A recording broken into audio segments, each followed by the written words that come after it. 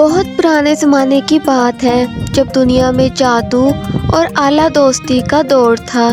ایک دور دراز ملک تھا جہاں ایک عظیم و شان محل ستاروں کی طرح چمک رہا تھا۔ اس محل میں 3 خوبصورت، عقل مند اور دلیر شہزادیاں رہتی تھیں، مہر، ستارہ اور گلنار۔ مہر سب سے بڑی اور سب سے عقل مند تھی۔ اس کا دل بہت نرم تھا اور وہ ہمیشہ غریبوں کی مدد کرتی تھی۔ اس کا سپنا تھا کہ ہر انسان کے پاس عزت ہو۔ ستارہ بے حد ہوشیار اور دانش مند تھی۔ اس کو طریقہ اور سائنس کا بہت شوق تھا۔ ہر وقت نئے طریقے سوچتی کہ کیسے ملک کو اور بہترین بنایا جائے۔ گلنار سب سے چھوٹی تھی مگر اس کا دل سب سے بڑا تھا۔ اسے دنیا کی خوبصورتی اور جادو کی کہانی سننے کا بہت شوق تھا۔ اسے یقین تھا کہ ہر چھوٹی سی نیک حرکت دنیا بدل سکتی ہے۔ ایک دن یہ تینوں شہزادیاں اپنے محل کے پچھلے باغ میں چل رہی تھیں جب انہوں نے ایک پرانی کہانی سنی، ایک جادوئی گھڑے کے بارے میں جو 3 خواہشیں پوری کر سکتا تھا، مگر وہ صرف ان لوگوں کی مدد کرتا تھا جو نیک دل ہوتے اور اپنی خواہش صرف اپنے لیے نہیں دوسروں کے لیے بھی مانگتے۔ یہ کہانی سن کر تینوں نے ایک دوسرے کی طرف دیکھا اور ہنس پڑی۔ اگر ایسا کوئی گھڑا ہوتا تو کتنا اچھا ہوتا، مہر بولی۔ ستارہ نے مسکرا کر کہا، اگر سچ میں ایسی کوئی چیز ہوتی تو میں اس سے دنیا کا نظام بدلنے کی خواہش کرتی۔ گلنار نے سوچ میں ڈوب کر کہا، چلو ایک بار ہم بھی اپنی قسمت آزما لیتے ہیں۔ تینوں نے فیصلہ کیا کہ وہ اپنی ریاست کے سب سے پرانے جھیل کے پاس جائیں گی جہاں کہا جاتا تھا کہ یہ گھڑا چھپا ہے۔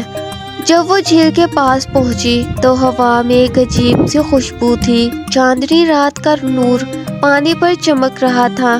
اچانک گلنار کی نظر ایک چھوٹی سی سنہری بوتل پر پڑی جو پانی کے قریب پڑی تھی۔ یہ کیا ہے؟ ستارہ نے جھک کر بوتل اٹھائی۔ جب انہوں نے بوتل کا ڈھکن کھولا تو ایک براق سی دھند نکلنے لگی۔ وہ دھند بڑھ کر ہوا میں گھومتی رہی اور دھیرے دھیرے ایک بڑا چمکتا ہوا گھڑا بن گیا۔ ایک گرجتی ہوئی آواز آئی، میں جمیل گھڑا ہوں، تم تینوں نے مجھے جگایا ہے۔ ہر شخص کو صرف 3 خواہشیں مانگنے کا حق ہے، سوچو اور فیصلہ کرو۔ شہزادیاں ایک دوسرے کی طرف دیکھنے لگی۔ مہر سب سے پہلے بولی، میں چاہتی ہوں کہ ہمارا ملک ہمیشہ خوشحال رہے، کوئی بھی کبھی بھوکا نہ سوئے، کوئی بھی مجبور نہ ہو اور ہر گھر میں روشنی ہو۔ گھڑے نے ہاتھ گھمایا اور چمکتی روشنی سب طرف پھیل گئی۔ تمہاری پہلی خواہش پوری ہوئی، گھڑے نے کہا۔ ستارہ نے سوچ کر کہا، میں چاہتی ہوں کہ ہر غریب کے پاس روٹی ہو، کپڑا اور گھر ہو، کوئی بھی شخص محتاج نہ ہو اور ہر شخص عزت کی زندگی گزارے۔ گھڑے نے زمین کو چھوا اور روشنی ہر طرف پھیل گئی۔ تمہاری دوسری خواہش بھی پوری ہو گئی، اس نے کہا۔ گلنار سوچ میں پڑ گئی، پھر اس نے مسکراتے ہوئے کہا، میں چاہتی ہوں کہ یہ گھڑا آزاد ہو تاکہ یہ کسی اور ضرورت مند کی مدد کر سکے۔ گھڑا ایک دم حیران ہو گیا، تم مجھ سے کچھ بھی مانگ سکتی ہو، شاہی دولت، امر جیون یا دنیا کا سب سے بڑا راز، مگر تم نے میری آزادی مانگی۔ گلنار نے مسکراتے ہوئے کہا، جسے آزادی کی اہمیت پتہ ہو کسی اور کو قید میں نہیں رکھ سکتا۔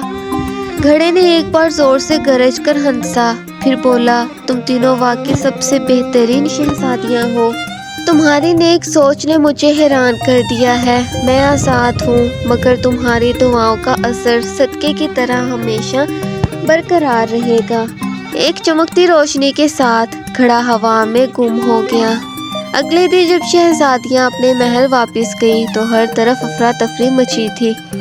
ملک کے لوگ آلسی ہو گئے، کوئی کام نہیں کرتا تھا، کوئی عزت سے پیسہ نہیں کماتا تھا۔ ملک دھیرے دھیرے تباہی کی طرف بڑھ گیا۔ مہر کی خواہش اس کے اپنے ملک کے لیے زہر بن چکی تھی۔ ناانصافی بڑھنے لگی، جو اصل محنتی اور بہترین لوگ تھے ان کو ان کا حق ملنا بند ہو گیا۔ جو لوگ محنت کرتے تھے وہ معذور ہو گئے، جو لوگ صرف شکایت کرتے تھے وہ حکمران بن گئے۔ تینوں شہزادیاں اب سمجھ چکی تھی ہر شخص ہر چیز کا حقدار نہیں ہوتا۔ اللہ ہر کسی کو اس کی نیت کا رزق اور عزت دیتا ہے جتنا وہ ڈیزرو کرتے ہیں۔ مہر نے دیکھا کہ ہر انسان کو بنا کوشش کے دولت دینا ملک کا نظام تباہ کر سکتا ہے۔ ستارہ نے دیکھا کہ صرف غریب ہونے کا مطلب نہیں کہ ہر شخص عزت اور ذمہ داری کا مستحق ہو۔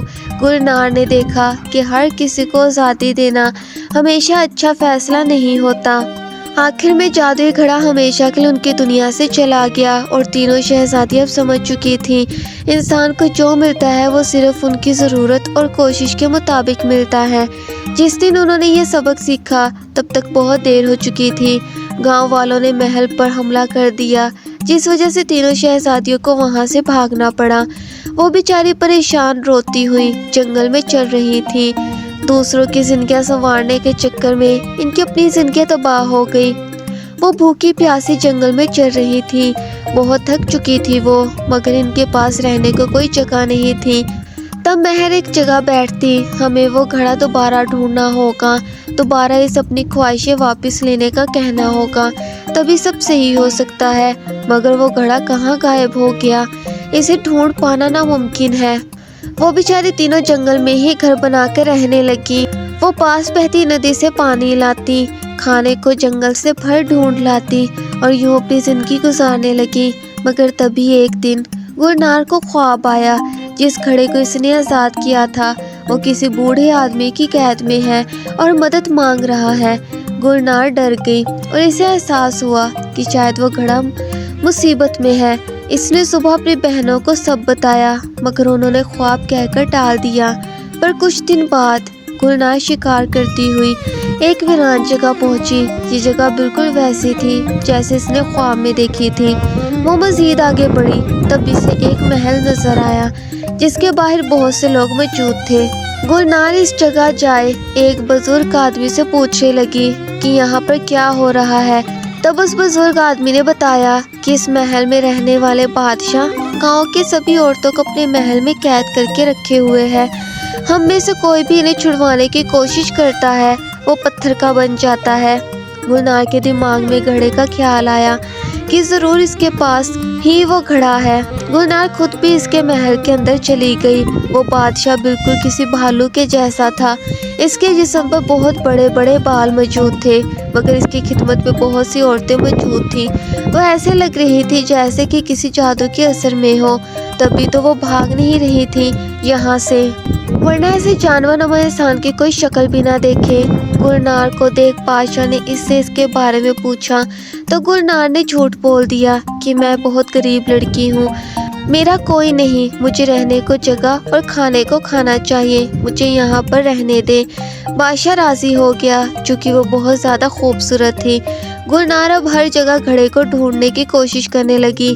اسے 2 دن گزر گئے تب جا کے اسے پتا چلا کہ ہر رات بادشاہ اس محل کے سب سے اوپر والے کمرے میں جاتا ہے۔ گلنار نے اس کا پیچھا کیا اور چھپ کر اسے دیکھنے لگی۔ بادشاہ نے شیشے کے پنجرے میں گھڑے کو قید کیا ہوا تھا اور اس سے خواہش زبردستی پوری کروا رہا تھا۔ بادشاہ جیسے ہی وہاں سے باہر نکلا، گلنار جلدی سے گھڑے کے پاس پہنچی اور شیشے کے پنجرے کو ہٹانے کی کوشش کی، لیکن جب بھی وہ اسے ہاتھ لگاتی اسے کرنٹ لگتا۔ تم یہاں سے چلی جاؤ ورنہ وہ تمہیں بھی پتھر کا بنا دے گا، گھڑے نے ڈرتے ہوئے کہا۔ تم اس کے ہاتھ کیسے لگ گئے؟ میں تمہیں یہاں سے لے جائے بغیر نہیں جاؤں گی۔ تب گھڑے نے بتایا کہ وہ بہت بڑا جادوگر ہے، جب تم نے مجھے آزاد کر دیا تو میں اپنی مرضی سے لوگوں کی مدد کرنے لگا، مگر جادوگر میرے سامنے غریب مجبور بوڑھا بن کر مجھے قید کر گیا اور جب تک وہ بادشاہ مر نہیں جاتا میں آزاد نہیں ہو سکتا۔ گھڑا مایوسی سے بولا۔ جب گلنار نے اس سے وعدہ کیا کہ وہ اسے ضرور باہر نکالے گی، چاہے اسے بادشاہ کی جان ہی کیوں نہ لینی پڑے۔ رات کے وقت جب گلنار بادشاہ کے کمرے کے اندر داخل ہوئی تو اندر کی طرف کالی اندھیری ہوا چل رہی تھی۔ بادشاہ ایک عجیب سی ہنسی ہنستا ہوا بولا، تم اکیلی آئی ہو؟ کیا تمہیں اپنی موت کا ڈر نہیں؟ مجھے معلوم تھا تم میری دشمنوں میں سے ایک ہو اور تمہارا مقصد کیا ہے وہ جاننا چاہتا تھا۔ गुलनार ने गुस्से से कहा, मुझे मौत का नहीं नाइंसाफी का डर है और मैं तुम जैसे बुरे इंसान की जान लेकर इस दुनिया से गंदगी को मिटाऊंगी। जादूगर ने एक जोर का जादू चलाया, मगर गुलनार समझ गई थी कि सच्चाई और हिम्मत का जादू सबसे ताकतवर होता है। जैसे ही जादूगर ने अपना हाथ उठाया, गुलनार ने तेज तलवार चलाई। एक ही वार में जादू के बादशाह का काम तमाम हो गया। जब वो गिरा तो महल का जादू भी टूट गया। जादुई घड़ा जो उसके कब्जे में था चमक उठा और गुलनार के सामने आ गया। घड़े ने झुककर कहा, तुमने मुझे आजाद किया, मगर अब तुम क्या चाहती हो? गुलनार ने गहरी सांस ली और कहा, सब कुछ पहले जैसा हो जाए, मुल्क वापस इंसाफ पर चले, लोग सिर्फ अपनी मेहनत का फल पाएं और हर शख्स को उसका हक मिले। घड़े ने अपना हाथ घुमाया और एक रोशनी का तूफान चलने लगा। धीरे धीरे मुल्क वापस अपनी असल सूरत में आने लगा। जो लोग नाइंसाफी कर रहे थे वो सुधर गए, हर चीज अपनी असल हद में आ गई। गुलनार ने एक आखिरी बार घड़े की तरफ देखा और कहा, अब तुम आजाद हो, मगर सिर्फ उन लोगों की मदद करना जो हकदार हो। घड़ा एक चमकती हुई रोशनी के साथ आसमान में गुम हो गया। जब सब कुछ ठीक हो गया, गुलनार वापस अपने महल आई। महर और सितारा ने उसे गले लगाया। तीनों ने सीख लिया कि हर शख्स हर चीज का मुस्तहिक नहीं होता।